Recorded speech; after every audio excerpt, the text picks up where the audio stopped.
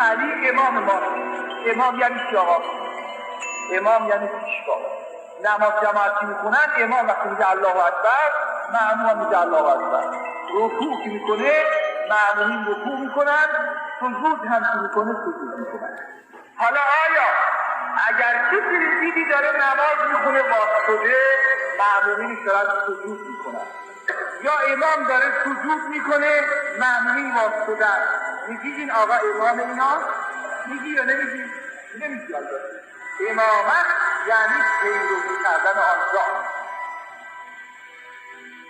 آقا ما چطور مأمومین این امامی؟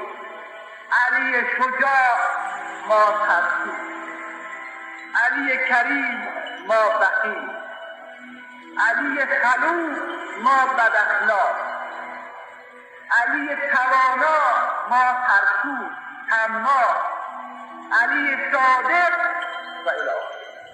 چی معنای امامت؟ علی ابو تعلیم که ما گفتیم سر کمالش ایمانشه، راهی که برای ما باز افسر غیر الله بعد از جلسات الکلام. این راهی که علی رفته فرمودن برو آقا میرش. علی 100 درجه که رفت اون شد، تو 1 درجه که برو 1 صدم علی راه بازه برای هم باز